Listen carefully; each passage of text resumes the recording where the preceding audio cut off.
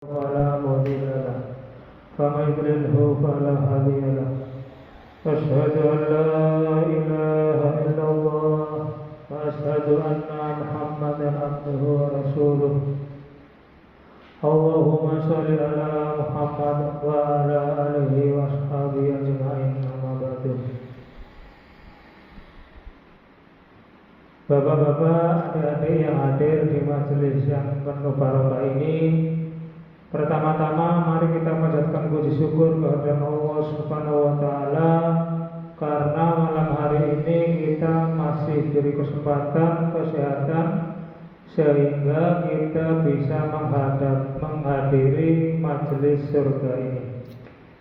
Yang kedua, selawat dan salam dan intinya mari kita anjurkan kepada Rasulullah Muhammad SAW,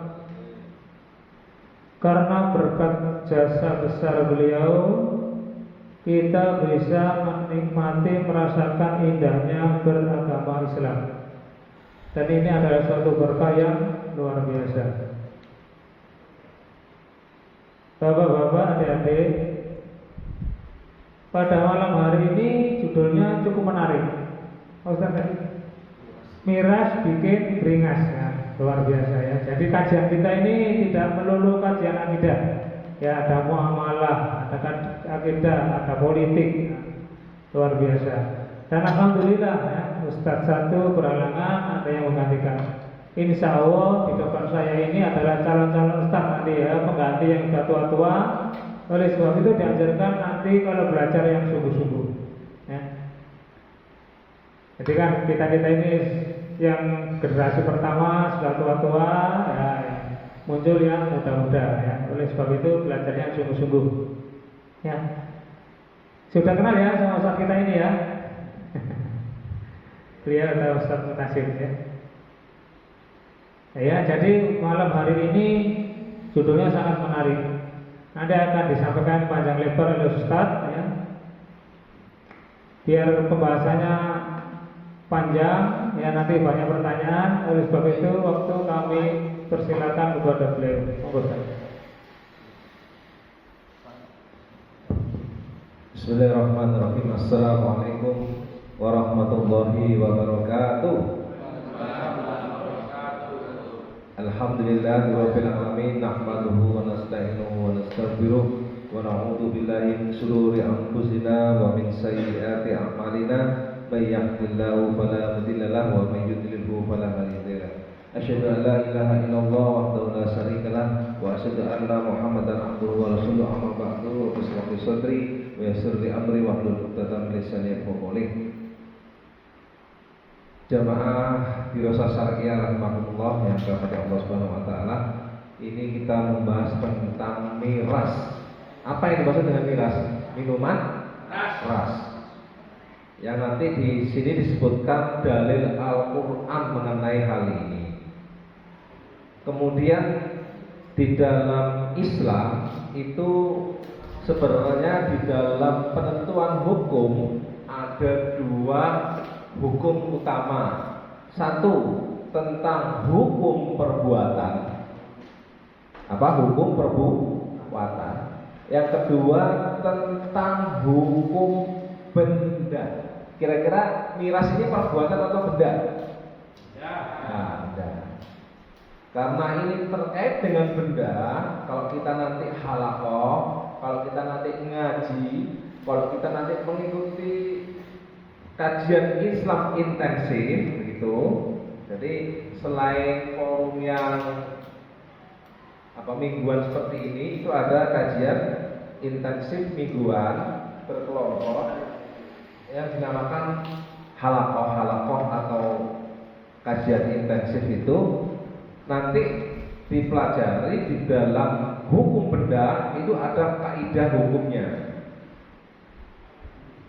Kaidah hukumnya adalah menurut para ulama, al-aslu fil asya'i al-ibahah. Hukum asal asyah atau tentang benda, maksudnya tentang benda di seluruh jagat raya, di langit dan di bumi, itu al-ibahah, adalah mubah. Segala sesuatu yang diciptakan oleh Allah di langit dan bumi semuanya mubah, artinya itu mubah boleh digunakan. Menurut kaidah dilanjutkan malam yarid dari tahrim, kecuali atau melainkan segala sesuatu yang di sana disebutkan diharapkan oleh Allah Subhanahu wa ta'ala. Surat Al-Maidah telah diharapkan apa Pak? Omar. Terus kemudian daging babi, ya, selain Allah dan sebagainya. Itu yang memang secara nas disebutkan oleh Allah haram. Jadi kalau tidak Allah menyebut zat atau benda itu haram, ya berarti boleh digunakan. Jadi saya ulangi, kesimpulan pertama, hukum asal benda adalah mubah selama tidak ada dalil yang mengharamkannya. Kalau ada dalil Quran, dalil hadis Rasul yang melarang, berarti hukumnya dilarang. Nah, hukum tentang benda itu ada dua. Satu adalah halal atau mubah, yang kedua haram. Miras ini termasuk yang mana? Berarti sudah selesai Pak kajiannya. Nah, cuman ini kan kita ingin menangkap fakta-fakta di masyarakat. Ini saya sengaja tampilkan gini karena kalau tampilan penuh itu ada otomatisnya sehingga jalan sendiri. Nah, ini akhirnya saya buat seperti ini aja. Miras dalam kehidupan kapitalisme. Kehidupan, kita hidup ini loh Pak. Ini duduk-duduk ini namanya kehidupan. Di dalam kehidupan dunia sekarang, di Indonesia maupun di luar Indonesia, itu ada tiga ciri kehidupan. Satu, kehidupan kapitalisme. Apa itu kehidupan kapitalisme? Bahasanya kok bahasa angel. Kehidupan kapitalisme adalah kehidupan yang di sana tidak diatur oleh Allah, ya, tapi diatur oleh manusia. Tegasnya, di sana mengakui adanya Tuhan, tapi tidak boleh aturan Tuhan, aturan agama mengatur kehidupan. Itulah kapitalisme. Yang kedua, model kehidupan yang kedua adalah satu tadi apa? Kapitalisme. Yang kedua adalah model kehidupan sosialisme. Nah, sosialisme di sini adalah dia cenderung tidak mengakui adanya Tuhan, cenderung. Karena sosialisme sekarang ada yang sosialisme yang religius Pak, mengakui Tuhan juga. Jadi sosialisme cenderung tidak mengakui Tuhan, ya, dan menggunakan aturan-aturan yang bersifat dari manusia untuk kemaslahatan manusia untuk alat-alat produksi. Tegasnya ini sosialisme ini paham materialisme, mbahnya dari komunisme. Jadi sebelum komunisme muncullah yang dinamakan sosialisme, paham materialisme. Paham kapitalisme bertentangan dengan paham sosialisme. Karena sosialis tidak menghendaki kapitalis itu muncul. Makanya dia sering melakukan demonstrasi yang menuntut kapitalisme. Nah, yang ketiga model kehidupan adalah model kehidupan Islam yang dicontohkan oleh Rasulullah 1400 tahun yang lalu, Khulafaur Rasyidin, para sahabat, para khalifah, sampai yang terakhir sampai kita sekarang. Kita lanjutkan.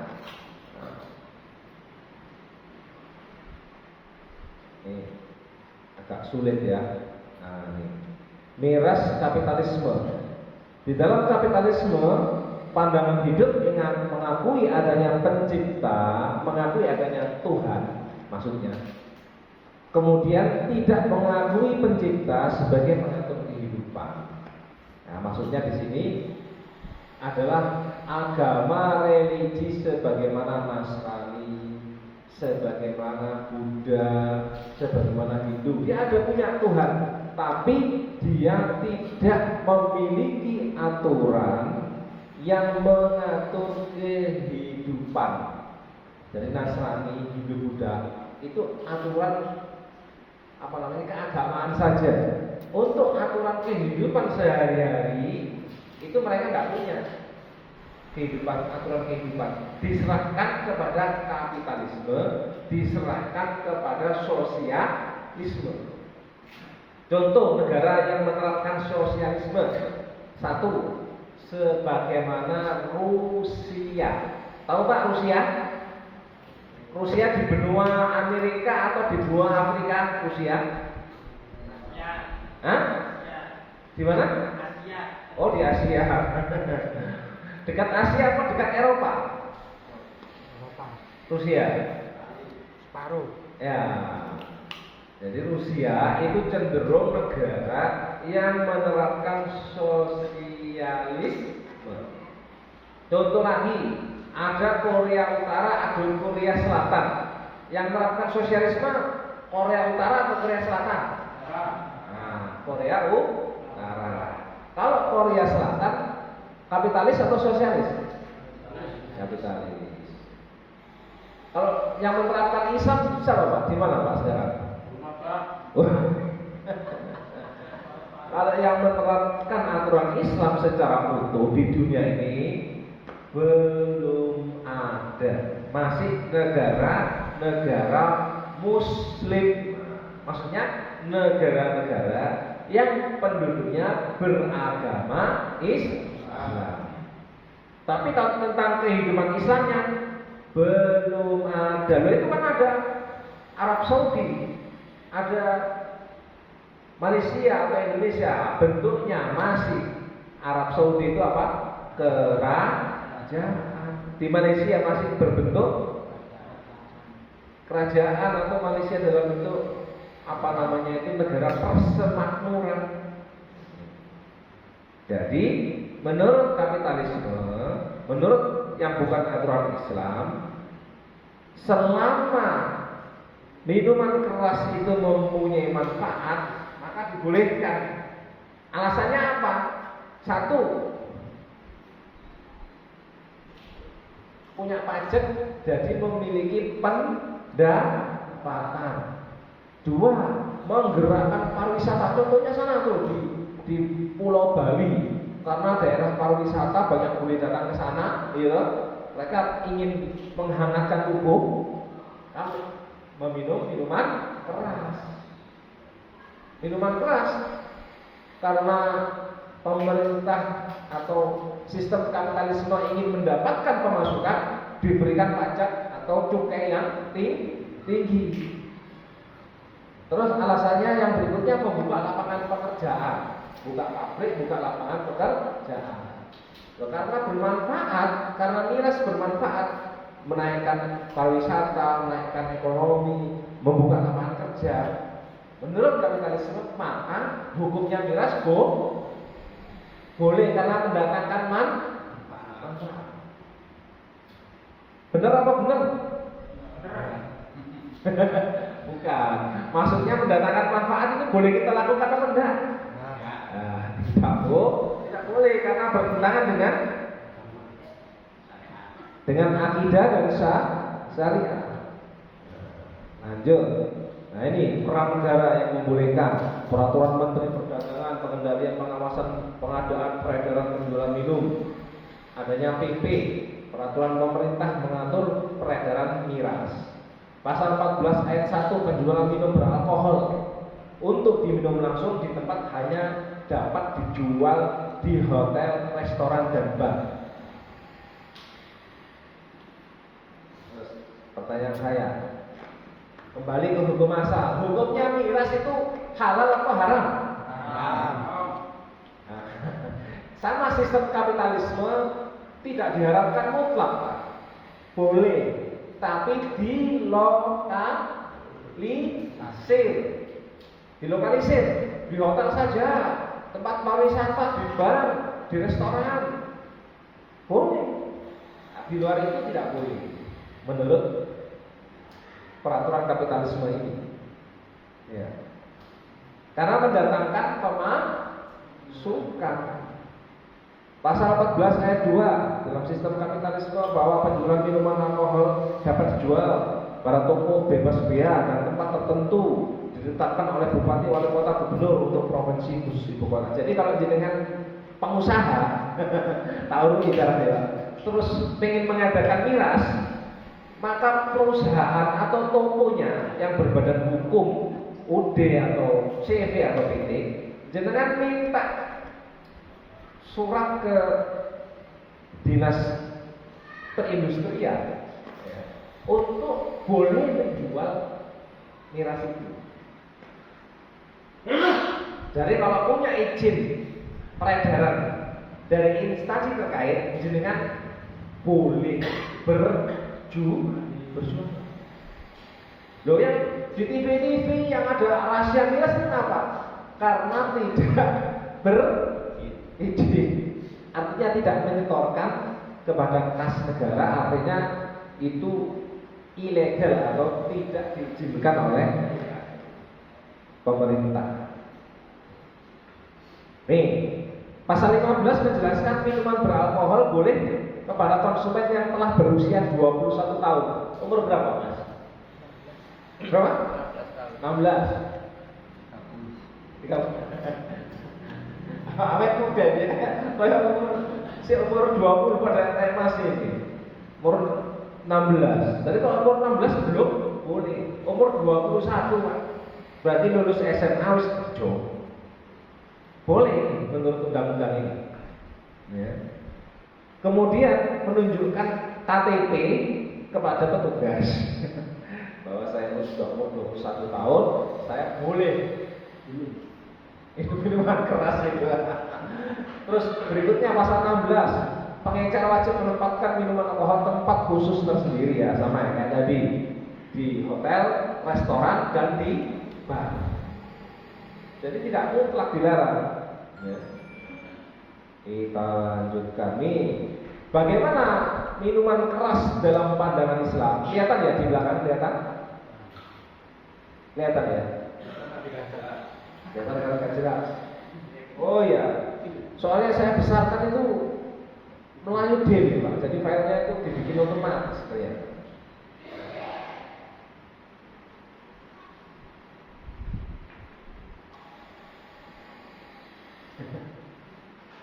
Miras dalam pandangan Islam. Islam mengatur bahwa pandangan hidup kita itu mengakui adanya Allah dan mengatur kehidupan. Dalam standar Islam, maka miras dinyatakan haram. Tegas di dalam ayat surat Al-Maidah ayat 90.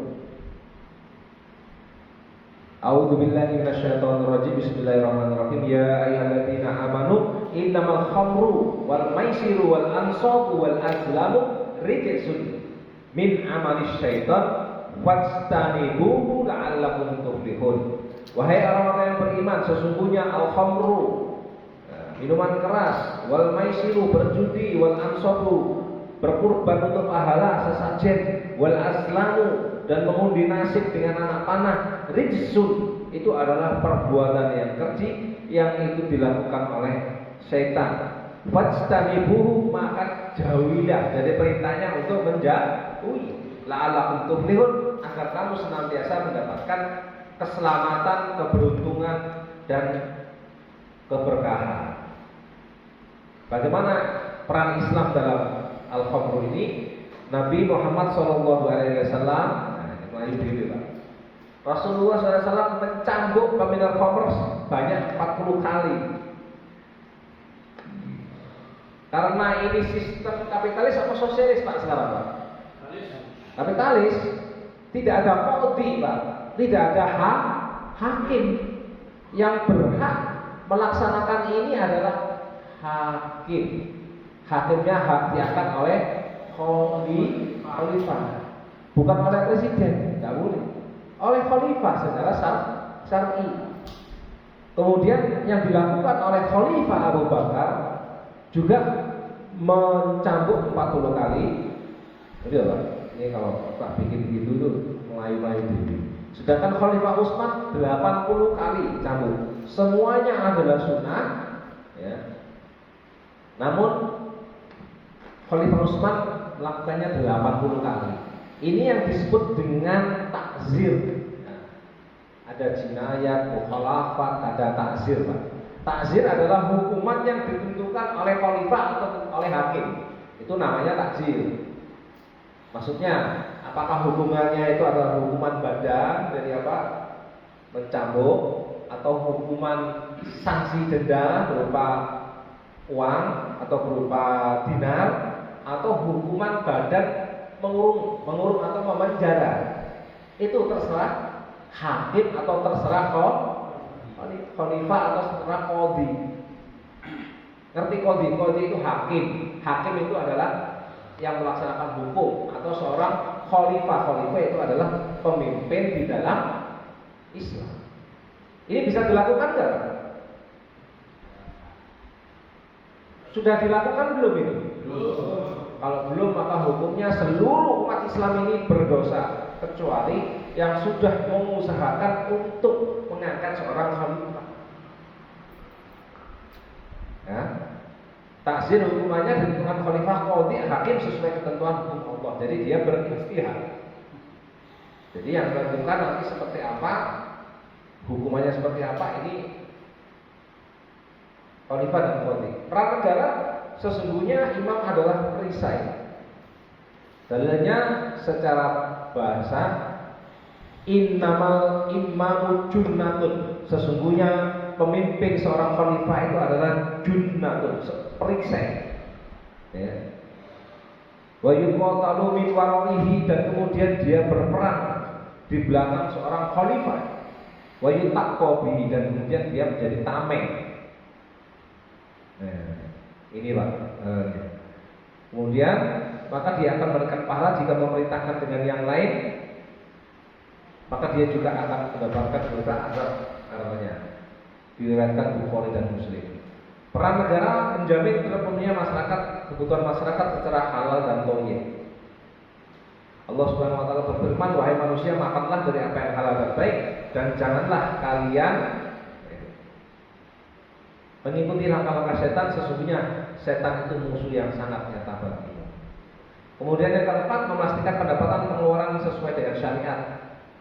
Nah, ini dalilnya adalah surat An-Nisa 59. Baik. A'udzubillahi minasyaitonir rajim. Bismillahirrahmanirrahim. Ya ayyuhalladzina amanu atiqullaha wa atiqur rasula wa ulil amri minkum fa in tanaza'tum fi syai'in farudduhu ila Allahi wa rasulih in kuntum tu'minuna billahi wal yawmil akhir ila al-akhir. Jadi yang artinya, wahai orang yang beriman, taatilah Allah, taatilah Rasul, dan ulil amri. Ulil amri ini seorang khalifah syar'i yang diangkat oleh kaum muslimin, bukan khalifah jamaah. Jamaahnya FPI, jamaahnya MNI, jamaahnya Muhammadiyah, jamaahnya HTI, bukan. Di sini yang dimaksud ulil amri di situ adalah pemimpin seluruh umat Islam yang syar'i. Yang sekarang ini sudah ada atau belum pemimpin Islam? Belum. Yang menolong Palestina sudah ada atau belum? Belum. Ini Palestina belum pernah dibahas. Ya? Wah, ini nanti kita melihat video dan membahas tentang Palestina nanti, insya Allah nanti kita siapkan ya. Ini. Jadi yang harusnya memberantas judi, memberantas miras, ya, judi online, miras, dan kemudian menolong saudara-saudara kita itu seorang khalifah, seorang pemimpin, imam yang adil, imamun adilu. Yang katanya orang Jawa, apa namanya? Itu loh Pak, satriopi ningit. Maksudnya satriopi ningit itu ya khalifah. Cuman itu dalam filsafat Jawa. Yang filsafat Jawa itu sebenarnya dia ngambil dari hadis Rasulullah. Siapa Pak? Ronggowan Sikto, itu seorang Muslim, itu janda. Jadi dia itu juga paham tentang dalil. Jadi apa yang disampaikan tadi itu sebenarnya sesuai dengan dalil-dalil yang ada. Materinya sudah selesai Pak. Nah tadi itu, iya ini karena mana tadi? Ya, yang kedua itu materi tentang gas ini juga gas. Bentar, di hukum jual beli khamr. Saya sampaikan Mas. Jual beli khamr. Nah, slide-nya nggak ada di sini. Jadi panjenengan ketahui 1 minggu yang lalu terjadi demonstrasi besar-besaran di Yogyakarta. Demonstrasi besar-besaran apa namanya? Ormas-ormas Islam menolak peredaran miras di Yogyakarta. Wah, besar-besaran. Beritanya mungkin ada yang sudah sampai ke kita, ada yang tidak. Jadi hampir di sana ormas-ormas sepakat untuk melarang peredaran minuman keras. Karena kita ketahui di Jogja itu adalah termasuk salah satu kota pariwisata. Kantor saya, orang-orang mana itu, orang-orang di Brengenan sini juga, Surabaya. Kalau rekreasi kalau tidak ke Malang, ke Yogyakarta. Yang di Yogyakarta karena kota pariwisata banyak bule di sana, pengen masyarakatnya ada pemasukan, menjual miras. Dan ini kemudian ditentang oleh ormas-ormas karena dampaknya yang luar biasa ya. Nah, pertanyaan di sini soal jawabnya adalah mohon penjelasan mengenai maraknya outlet tertentu yang memperjualbelikan miras, minuman-minuman di daerah Yogyakarta. Jawabannya adalah tidak ada khilafiyah, perbedaan pendapat di antara ulama mengenai haramnya jual beli khamr. Saya pengen tahu apakah ada ulama NU, ulama Muhammadiyah, ulama Persis, ulama mana ya di Ambon. Al-Irsyad. Apakah ada kemudian ulama-ulama itu yang menghalalkan khamr? Apakah ada? Ada. Sepakat tidak ada. Ya. Ajma' ahlul ilmi anna bai'al khamru ghairu jaiz. Artinya ajma' telah bersepakat ahlul ilmi, para ulama, anna bahwa sesungguhnya al bai'al khamra, membeli minuman keras, ghairu jaizun. Ghairu itu tidak boleh, jaiz diperbolehkan. Jadi artinya haram. Dalil haramnya tentang jual beli khamr banyak sekali dari surat Al-Maidah 90 tadi yang sudah saya sampaikan.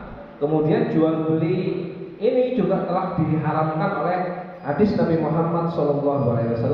Saya bacakan: wa inna Allaha idza harrama ala qaumin aqla syai'in harrama alaihim samanahu. Artinya sesungguhnya Allah jika telah mengharamkan atas suatu kaum memakan sesuatu, maka Allah telah mengharamkan atas mereka harga jual belinya. Dalil sunnah yang lain, innallaha wa rasulahu harramal bai'al khamra wal maitah wal khinzir wal asnam. Seperti surat Al-Maidah. Sesungguhnya Allah dan Rasulnya telah mengharamkan jual beli khamr, kemudian bangkai, babi dan sesajen untuk berhala. Ini jelas ini. Nah, ini yang menarik saya bacakan ya. Menarik, ini yang belum pernah ada tadi. Nah ini, lu'inat khamru ala ashratin. Lu'inat telah dilaknat al-khamru, ya. Penikmat khamr itu ala asrotin, kepada 10 golongan aujuhi, yaitu yang pertama adalah yang diharamkan zat khamrnya, yang kedua pemerasnya, berarti pabrik atau yang memproduksi atau menjadi pegawainya itu juga nggak boleh. 3, yang minta diperaskan, orang yang minum. Yang keempat, penjualnya. Yang kelima, pembelinya. Yang keenam, pembawanya, toko-tokonya, distributornya. Yang ketujuh, yang minta dibawakan, pemesan-pemesan. Yang kedelapan, pemakan harganya, jadi yang restoran atau bar yang mengambil keuntungan tadi. Yang kesembilan, peminumnya. Yang kesepuluh, penuangnya, jadi pegawai yang menuangkan botol juga nggak boleh. Hadis diriwayatkan oleh Imam Ahmad dan Ibnu Majah. Jelaslah bahwa khamr itu tidak hanya haram diminum, tapi juga haram diperjualbelikan. Bahkan lebih dari itu, khamr juga haram dilegalisasi dengan peraturan di bawah peraturan rezim kapitalis maupun sosialis. Nggak boleh mutlak. Di dalam kehidupan Islam nggak boleh, di dalam kehidupan sosialis nggak boleh, dalam kehidupan kapitalis juga nggak boleh sebenarnya. Kemudian jangan diakali di kehidupan kapitalis dibuat peraturan pemerintah untuk membolehkan peredaran pada wilayah-wilayah tertentu. Pertanyaan berikutnya, bagaimanakah hukumnya bagi penguasa yang melakukan pembolehan khamr ini? Para ulama telah menjelaskan jika penguasa membolehkan peredaran khamr, satu, berubah akidahnya dengan menghalalkan khamr, al-istihlalil khamru, padahal bagi seorang muslim seharusnya wajib meyakini khamr itu haram, maka berarti dia adalah terkena tanda-tanda riddah, radda, ya ruddu, riddah. Dalam hal ini murtad atau tanda-tanda keluar dari agama. Jadi penguasa itu maksudnya pemimpin tertinggi negara, gubernurnya mengeluarkan perda, wali kota atau bupati mengeluarkan peraturan daerah, berani mengeluarkan perda tersebut apa secara akidah dan kemudian meyakini nggak apa-apa, aku Medan ini kan mendapatkan pendapatan asli daerah PAD dan itu 20% dari kabupaten kita ngomong dulu. Berarti apa tadi tanda-tandanya?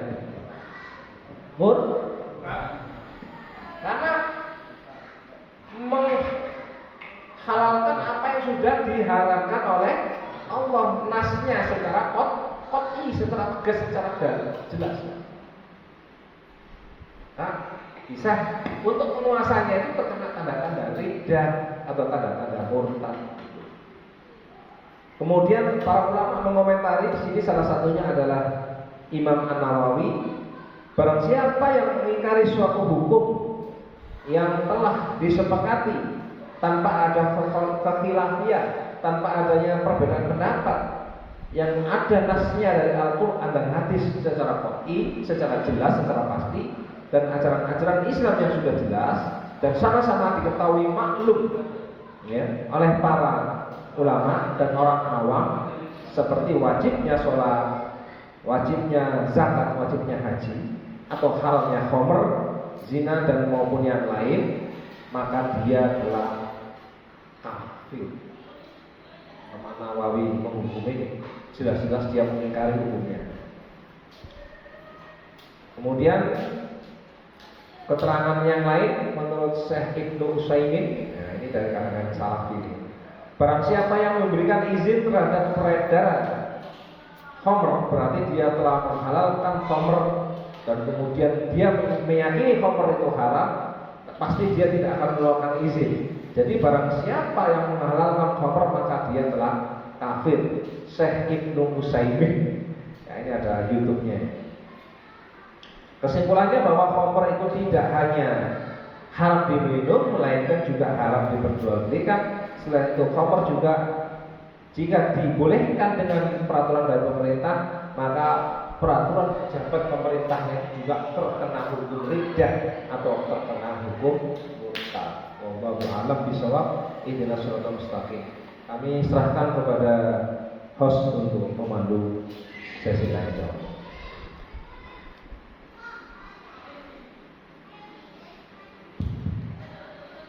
Alhamdulillahirrahmanirrahim.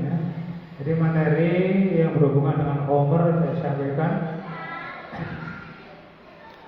Ya, ini dibuka sesi tanya jawab. Ya, jadi boleh materi ini juga boleh materi yang lain. Mungkin dari rumah ada persiapan pertanyaan. Monggo yang tanya.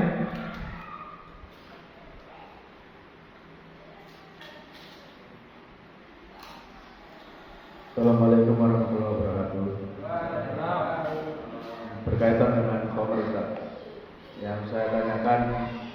yang diharamkan khamr itu sifatnya apa, zatnya apa? Karena dalam hadis kan ada kullu muskirin khamrun wa kullu khamrun haramun. Itu gimana Ustaz? Yang diharamkan zatnya atau sifatnya? Lah kayak alkohol kan dikatakan khamr. Padahal kayak nanas kan juga mengandung alkohol yang tinggi. Jadi, kalau itu zatnya seperti itu. Cukup.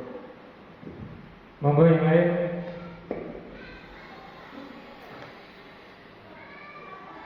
Pak Di, tanya Pak Di. Berarti sudah ngerti kalau bukan tanya. Tanya, apakah anggur itu halal atau haram? Assalamualaikum warahmatullahi wabarakatuh. Apakah anggur itu halal atau haram, Pak? Dua. Sama botol minuman anggur merah.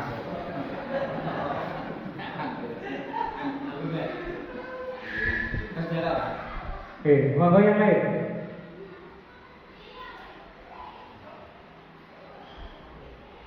Kalau belum ada, sementara jauh Ustaz. Monggo.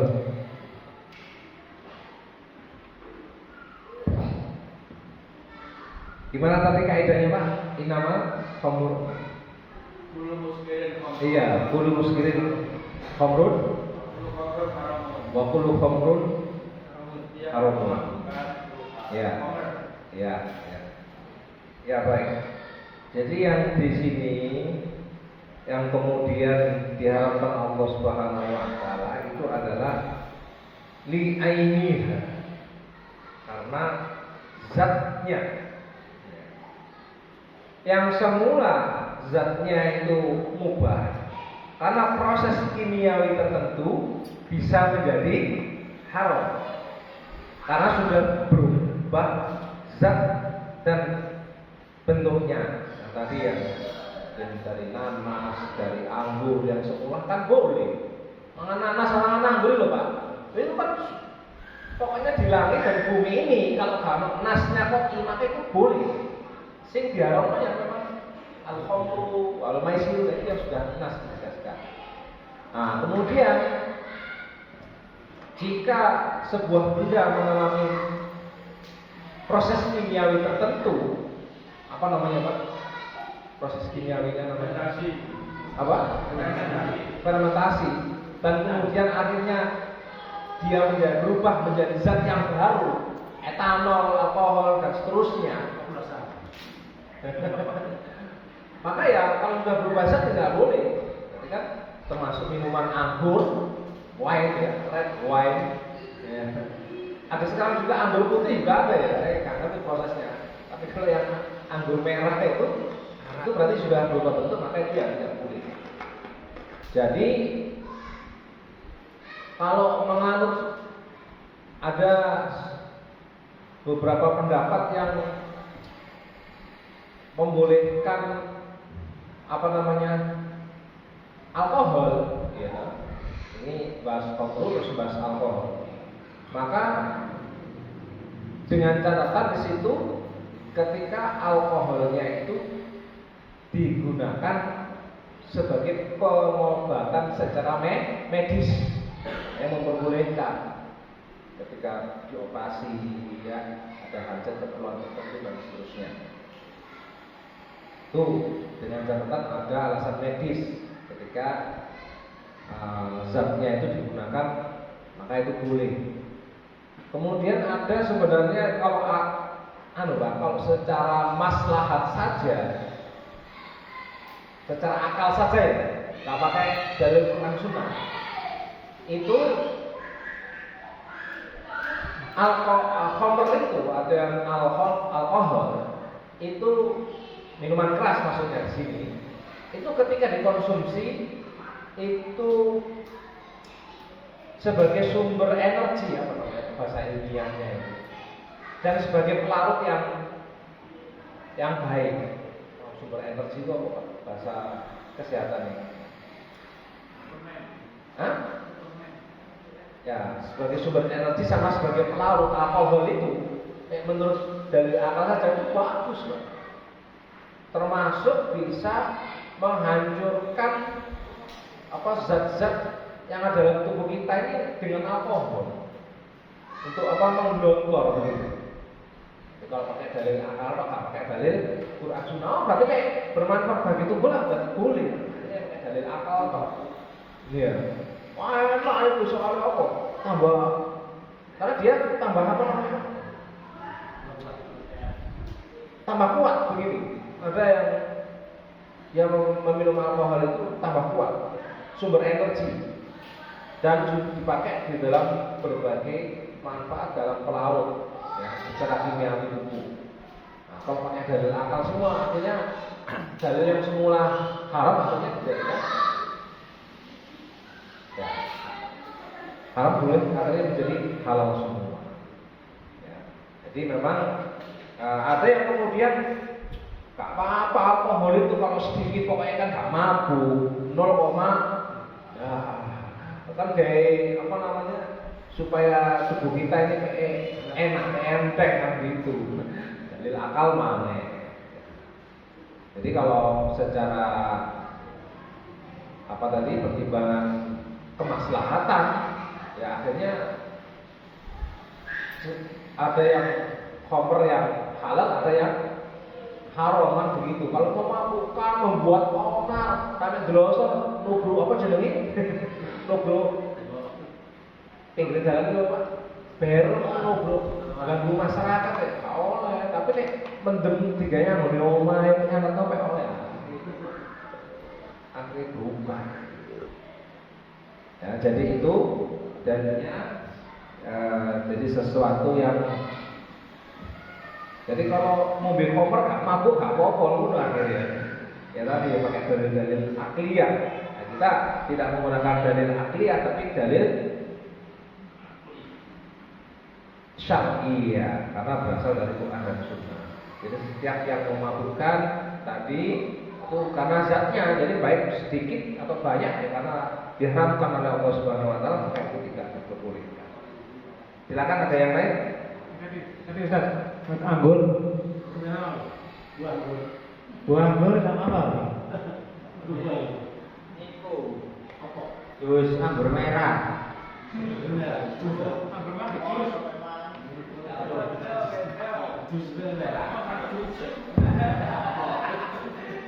Kalau anggur fresh terus di jus ya tanpa ada proses fermentasi. Fermentasi itu apa sih kok angel bahasanya?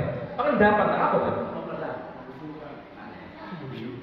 Fermentasi itu adalah proses kimiawi pada sebuah zat atau benda tertentu ya secara jadi ada durasi waktu begitu sehingga merubah zat. Jadi kalau mengkonsumsi anggurnya langsung di jus, di blender fresh, diminum ya oleh. Tapi kalau difermentasi menjadi metanol, alkohol dan seterusnya, etanol dan seterusnya, itu yang nggak boleh karena sudah berubah untuk menjadi sesuatu yang memabukkan.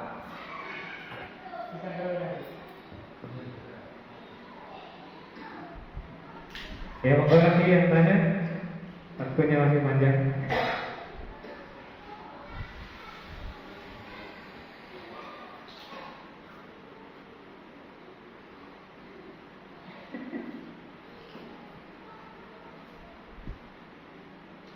Pikir-pikir lagi, mungkin tema lain boleh ditanyakan.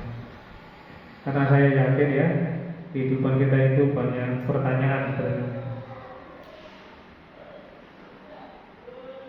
Monggo, apa soal pilkada?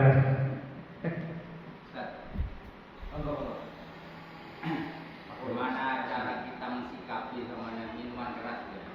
Yang istilahnya kan kalau agama jelas larang. Kalau pemerintah kan mungkin jual belinya atau apa penjualnya tadi juga bisa dilarang dan juga tidak. Bagaimana sikap kita untuk cara biasanya kan di tempat-tempat tertentu atau perampasan atau biasanya ada. Bagaimana sikap kita sebagai orang muslim? Demikian. Assalamualaikum.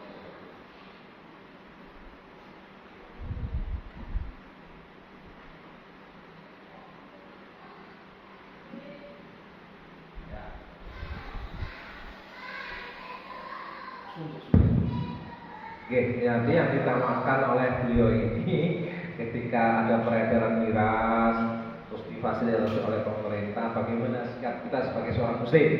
Ya tentu saja ini dalam dalil kata kuncinya ini adalah amar ma'ruf nahi munkar, mencegah amar memerintahkan kebaikan dan mencegah kemungkaran. Di dalam hal ini mencegah kemungkaran di sini adalah meminimalisasi dampak miras atau dampak kompor itu terhadap kehidupan kita sehari-hari. Maka tentunya memang ada dua tahap. Satu adalah tahap pelaku atau individu, apa yang bisa kita lakukan. Jadi kita bisa mendekati kepada pemilik pabriknya, mendekati kepada toko yang jual, mendekati kepada peminumnya untuk tidak melaksanakan ini. Untuk tidak melaksanakan apa? Minuman-minuman keras. Sebelum yang sekarang ini, zaman bir-biran sekarang. Zaman dulu kan bahasanya bahasa kalau bir, zamannya sebelum Belanda masuk itu. Yang ada adalah tua. Iya, tua. Terus apa mana? Saya bahasanya kalau yang orang Jawa yang dulu sebelum ada penjajahan Belanda itu berarti sebelumnya juga sudah ada ya. Miras itu arak, terutama pengaruh dari peradaban Cina ya. Nah kita lanjutkan, jadi kita bisa amar ma'ruf nahi mungkarnya kepada lingkungan sekitar kita dengan kekuatan kita. Dikaitkan dengan hadis, jika kalian apa hadisnya Pak? Bukan wataku minkum, yang hadis Pak. Jika kalian melihat sebuah kemungkaran, fal yughayyirhu biyadihi. Fa ilam yastati fa biqal wa bi lisanihi wa bi qalbihi wa dzalika akmalul iman. Jadi kita mencegah kemungkarannya dengan lisan, kemudian dengan perbuatan kita, tidak bisa dengan lisan, yang terakhir dengan qalbi, kita tidak mengendaki adanya perbuatan-perbuatan kecil seperti itu. Dan itu adalah iman terendah. Wes tak menengahi, berarti kita imannya rendah semua, Pak. Iya. Itu kalau secara pribadi. Tingkatan yang kedua adalah secara komunitas, secara jama'i. Kita bisa lewat organisasi dakwah atau lewat perangkat warga, RT RW, perangkat desa, menyampaikan untuk tidak setuju adanya peredaran miras, atau bahkan di WN Anom ini ada pabrik miras. Wah demo Pak, demo sekian buku, ayo kita gelar takmir masjid dari kalangan umat Islam, tidak hanya dari kalangan NU Muhammadiyah tertentu, semua kita harus bergerak begitu, menolak apa namanya, tanda tangan apa, dukungan untuk menolak. Terus melalui mediasi-mediasi dari perangkat yang ada, disampaikan kepada Babinsa, kepada Polsek, gitu, kepada di sini ada kami tua atau kepala dusun atau kelurahan, itu tidak setuju adanya peredaran. Dan itu adalah upaya maksimal yang bisa kita capai. Kemudian kalau itu kita kaitkan dengan mencegah secara langsung peredaran miras tersebut, ya memang harus bekerjasama dengan aparat kepolisian untuk menindak apabila di situ memang jelas-jelas ada pelanggaran. Satu, peredarannya tadi ilegal. Tapi kalau legal dibolehkan Pak, secara undang-undang oleh kapitalisme. Restoran, pariwisata, bar, sama hotel. Di luar itu toko-tokonya harus mempunyai izin. Berarti kita tuh di daerah Lian itu loh, sebelahnya apotek yang tahu saya, yang biasanya dobrak polisi di situ, karena dia apa? Ilegal. Kalau nggak setor, ke oknum, jadi permasalahkan, bahkan yang mau permasalahan sampai tingkat Polda. Begitu, karena izinnya ada limitnya, ada batasnya. Dan 6 bulan dikasih tahun. Setelah setahun, sudah dodolan ayo melanggar hukum, Pak. Karena izinnya sudah kada begitu. Di dalam kapitalisme boleh kahomer itu, tapi dibatasi tempat sama waktunya. Kalau dalam Islam gimana Pak? Mutlak atau boleh atau bersalah? Mutlak kalau dalam Islam selesai, nggak ada persoalan. Nah, masih ada waktu Pak ya? Jam 20.42 ya, tambah 5 menit 10 menit Pak. Sama begini, kira-kira gitu ya. Jadi kita kaitkan dengan individu, kita kaitkan dengan warga masyarakat dan juga dengan hadis Rasulullah SAW tadi. Kalau kita misalkan jamaah dengan amar ma'ruf nahi munkar dengan kekuatan kemudian mencegah kemungkaran, nah itu tidak kita tabani atau tidak kita lakukan Pak. Jadi kita serahkan dengan perangkat aparat hukum. Tapi kalau misalkan itu masyarakat yang marah, ya Pak ya, masyarakatnya kuat keimanannya tinggi, ada ulama yang mendukung, masyarakat tokoh masyarakat mendukung, hancurkan, misalkan. Dihancurkan terus. Ya itu nanti misalkan kalau ada masalah hukum di kemudian hari, ya berarti pengadilan melawan apa? Lawan masyarakat kan. Tapi itu harus tahapannya harus panjang itu Pak. Surat peringatan dari warga ketidaksetujuan kemana ke aparat-aparat yang sudah disetujui. Ternyata masih ini melanggar, baru terakhir itu, sehingga nggak sampai peradilan. Nah, ini ada tambahan terkait apa tadi? Pengembangan soal jawab tadi. Saat ini ada obat yang mengandung alkohol semakin banyak diproduksi.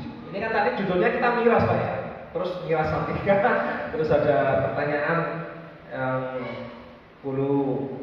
apa tadi Pak?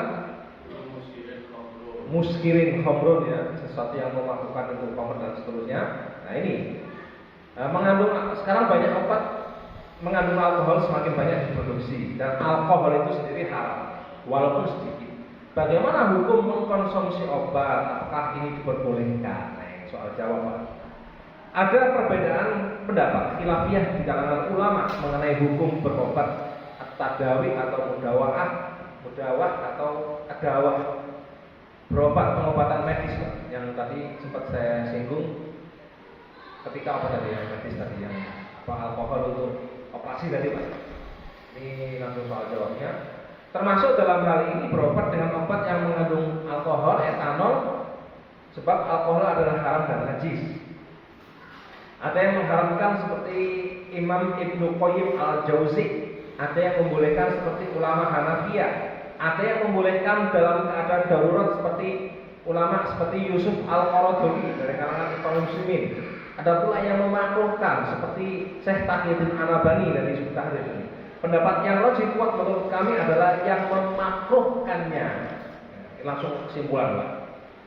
Terdapat dua kelompok hadis yang bertentangan hadis-hadisnya atau ta'arud hadis dalam masalah ini. Ada hadis-hadis yang melarang berobat dengan benda yang haram dan najis.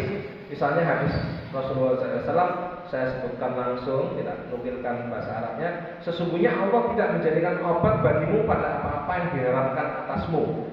Riwayat Bukhari hadis 5290. Di sisi lain ada hadis yang membolehkan berobat dengan benda najis dan haram. Loh, bertentangan. Memang kadang ada hadis yang bertaruh gitu Pak, ada seolah-olah yang bertentangan ya. Misalnya hadis Nabi membolehkan suku Ukel dan suku Qurainah berobat dengan meminum air kencing unta. Hadis riwayat Muslim nomor 1671.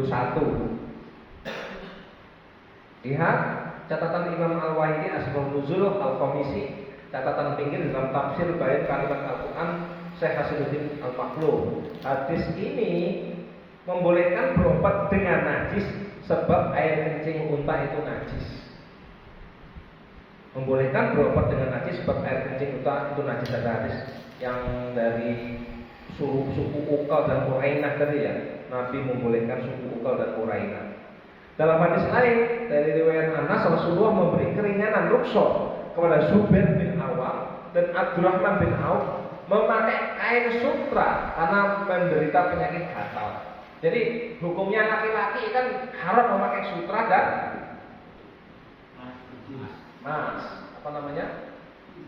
J itu haram. Ini yang dibolehkan sutra dipakai ketika mempunyai penyakit Atau sutra itu adem apa panas? Adem ya? Adem lah, halus lah ya. Halus, adem, halus. Makanya digawe kalau wong sing lara gatel-gatel dibolehkan sama Nabi. Walaupun pada hadis yang sebelumnya Nabi melarang. Hadis Bukhari 5501, Muslim 2076 lihat Imam An-Nawawi. Hadis ini membolehkan berobat dengan benda yang haram dimanfaatkan sebab sutra haram dipakai laki-laki. Baik hadisnya. Di sini lalu Syekh Taqiyuddin An-Nabhani mengkompromikan, mentajamuk. Ya, jadi ada kalau hadis A dan hadis B itu pertama ada yang namanya tajamuk, menemukan dua hadis, kemudian menjamak jami atau thoriqul jam'i namanya, mengkompromikan hadis ini, membutuhkan hadis A dan hadis B. Kemudian ada level kedua di dalam penentuan hukum hadis itu tarjihud dalil atau kuwatud dalil, memilih salah satu dalil A dan B, mana yang dikuatkan, mana yang dilemahkan. Tarjihud dalil yang ini dipakai oleh Muhammadiyah. Ya.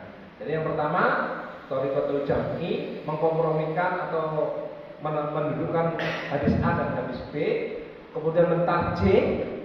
Ya. Kemudian ada kaidah sebenarnya, ada kaidah hadis namanya ikmal ad-dalilaini, mengamalkan dua hadis itu aula, lebih diutamakan daripada ihmal ahadihima, daripada menghilangkan salah satunya. Ada kaidah begitu. Tapi yang bisa mengistidlal seperti ini kan orang yang mengerti dalil, mengerti hadis, mengerti kaidah-kaidah hukum syariat, kemudian mengerti bahasa Arab. Nek orang-orang biasa Pak, nggak bisa. Maksudnya orang biasa hanya ngerti Quran terus terjemah begitu dong, nggak bisa, nggak boleh, nggak bisa berikhtiar. Harus memang ulama sih pakai fikih Pak. Ya. Jadi thoriqul jam'i, kemudian tarjih, kemudian berikutnya itu ada level amalan kaidah penggunaan hukum sebenarnya, namanya tawakuf. Tawakuf itu tidak menggunakan dua-duanya atau tidak menggunakan sama sekali, harus dianggap ya, itu maksudnya ada dua hadis tetap ada, cuman tidak diamalkan secara langsung, tawakufkan atau didiamkan. Nah begitu. Menurut Syekh Taqiyuddin An-Nabhani, sabda Nabi untuk tidak berobat dengan yang haram tidak otomatis menunjukkan keharaman. Saya ulangi, sabda Nabi untuk tidak berobat dengan yang haram tidak otomatis menunjukkan keharaman. Kan larangan, tapi larangan itu bukan mutlak. Tapi sekedar menunjukkan tolak atau indikasi meninggalkan perbuatan. Jadi ada yang lebih utama. Sedangkan dua hadis di atas membolehkan berobat dengan benda najis dan haram. Syekh Taqiyuddin An-Nabhani ini menjadikan qarinah petunjuk memperjelas tuntutan tersebut. Kesimpulannya tuntutan tersebut adalah tuntutan tolak yang ghairu jazim.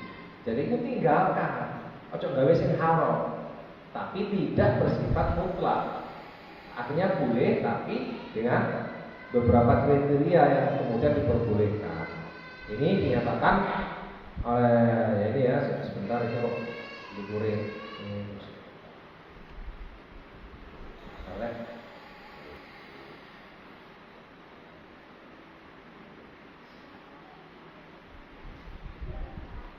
Kesimpulannya tuntutan tersebut adalah tolak yang tidak tegas ghairu jazim, sehingga hukum syariat yang diistinbat adalah makruh bukan haram.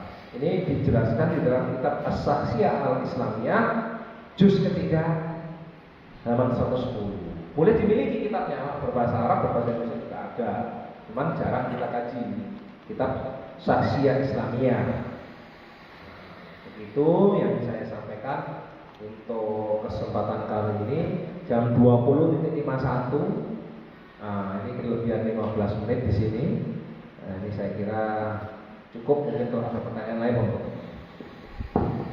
Monggo Wati.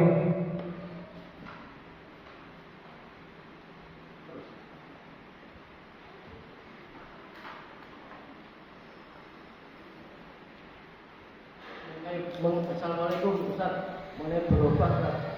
Itu kan alkohol yang haramkan dimasukkan. Misalkan kita suntik itu kan dikasih alkohol. Nah itu najis atau tidak Ustaz? Dan kedua itu apa pewangi untuk baju itu kan kadang-kadang dengan alkohol. Nah itu gimana Ustaz? Tambah Ustaz. Nambah. Ini Ustaz, ada barang kimia. Barang kimia itu kayak sapi, itu boleh nggak pembeliannya itu dipesan dulu? Beda dengan barang mislihat kan kayak gula, beras itu kan mislihat, itu kan bisa ditimbang. Tapi kalau barang kimia itu kan nggak bisa ditimbang, Ustaz.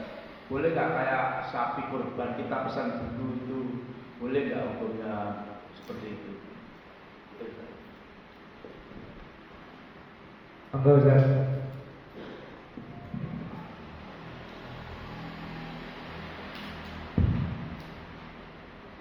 Tadi kan sudah dijelaskan hukum pokok. Sekarang penerapannya pada kehidupan sehari-hari.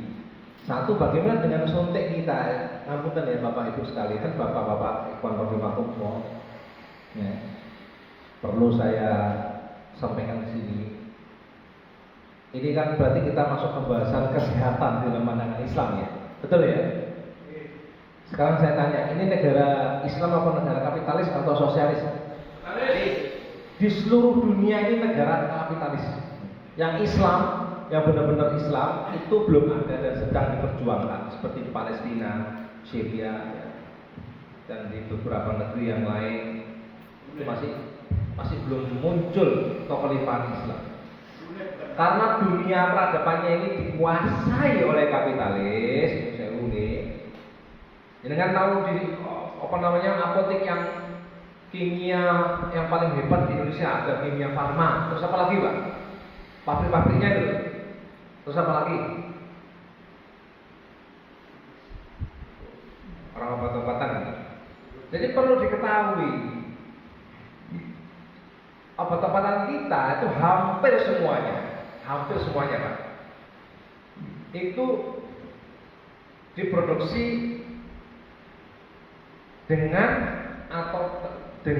alat atau bahan yang memang tingkat kehalalannya itu patut dipertanyakan.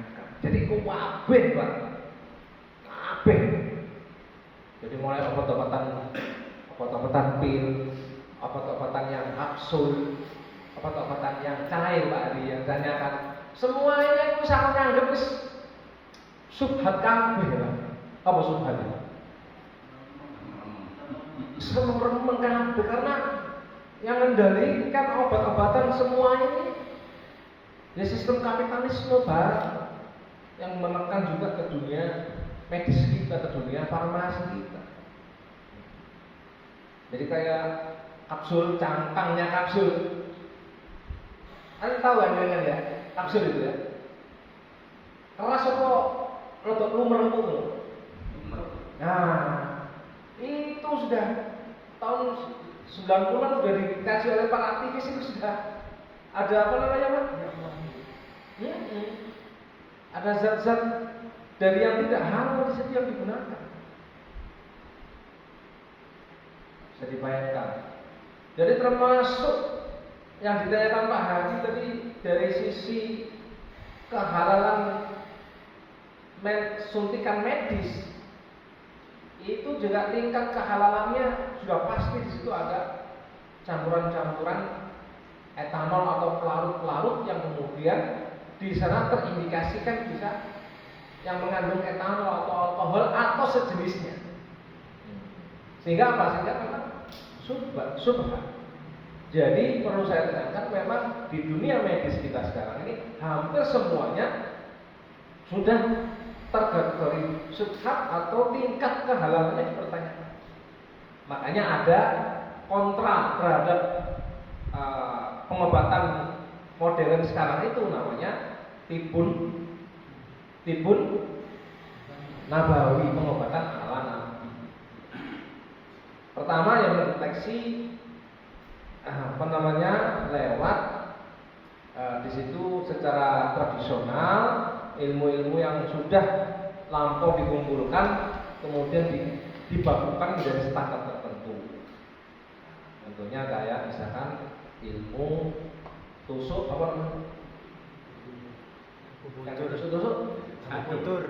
akupuntur, tusuk jarum, kemudian ada bekam, ada refleksi, ada sekarang setelah bekam ada cus untuk airnya gede pasdu. Ya. Setelah itu baru kemudian ada masuk herbal. Herbal itu juga dari 100% dari tanaman asli halal Pak yang dihalalkan oleh Allah. Walaupun memang ilmu tentang medis tradisional ini sekarang sumbernya adalah China Pak. Namanya TCM, Traditional Chinese Medicine. Nah, cuman kemudian digabungkan sama ahli tibun nabawi dengan metode-metode yang secara Islami bisa dikombinasi, ya, pertama dengan doa, dengan zikir, kemudian dengan bekam, ya, setelah itu dengan ada sekarang namanya totok bumbu atau sejenisnya, yang itu kemudian dikombinasi dengan herbal. Herbalnya 100% dari kehalalan. Jadi apa yang ditanyakan Pak Ali tadi memang dari suntikan segala macam memang itu subhat dan cenderung kita memakai pendapat Syekh Taqi An-Nabhani itu makruh. Kalau kita memang nggak belum suntik ya pakai metode yang lain begitu maksudnya.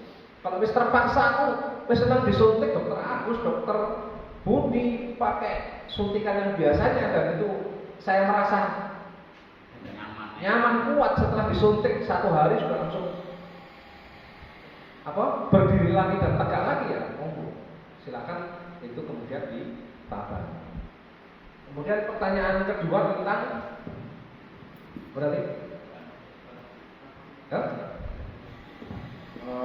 status barang kimia itu loh Pak. Pesan barang kimia yang kayak sapi korban itu kan barang kimia.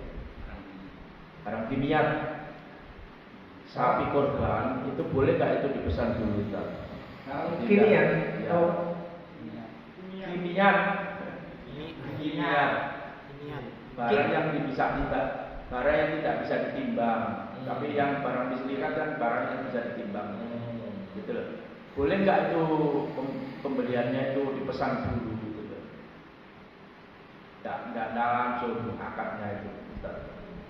Kayak sapi korban pesan dulu itu boleh nggak?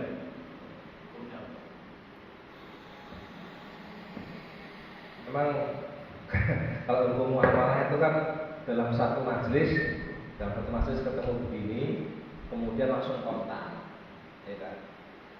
Kemudian ada pembelian yang tidak kontan, tidak satu majelis, kontan tapi tidak satu waktu begitu ya. Nah ini kalau misalkan itu akadnya pembayaran di depan atau separuh atau bagaimana Pak? Ini kan macam-macam hukumnya. Tadi yang jelas kalau ya pakai hukum umum, jadi itu kalau sudah maklum sama-sama diketahui, ya, kemudian itu dipesan dulu. Memang kan jenengan belum tahu ini warnanya bagaimana sapinya, terus kondisi kesehatannya, berapa kilo beratnya, kemudian kesehatan dan segala macam. Ya itu memang maklum, sama-sama maklum ya, sama-sama maklum. Kemudian jenengan pesan dengan akad tertentu, kemudian nanti akan dibayar lunas begitu barang sampai di tangan ya. Saya kira boleh-boleh saja Pak. Saya kira boleh-boleh saja. Jadi itu pemasanan di awal. Itu selama memang tidak ada sesuatu yang disembunyikan, sesuatu yang disembunyikan. Misalkan di situ sapinya ternyata cacat Pak, cacat kakinya atau misalkan fungsi pada organ tertentu tidak normal. Nah itu kan makanya. Jadi memang baiknya itu sudah langsung tahu barangnya, kemudian tinggal di DP begitu. Terus setelah itu baru setelah di akhir jenengan bisa melunasinya.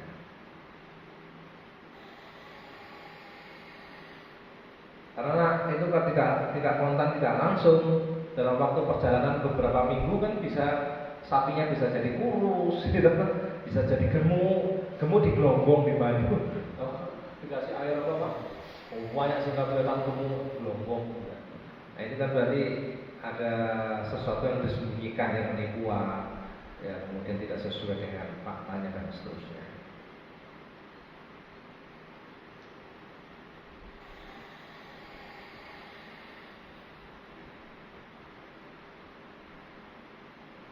Monggo Pak, host. Sudah.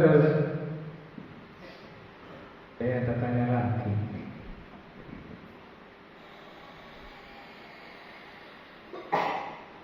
Ya, alhamdulillahirobbilalamin. Ya, tadi telah dibahas dengan panjang lebar detail, ya, tambah ilmu buat kita tentang miras dan lain-lain. Alhamdulillahirobbilalamin. Pada malam hari ini acara terlaksana dengan sukses. Dari saya apabila ada kekurangan mohon dimaafkan.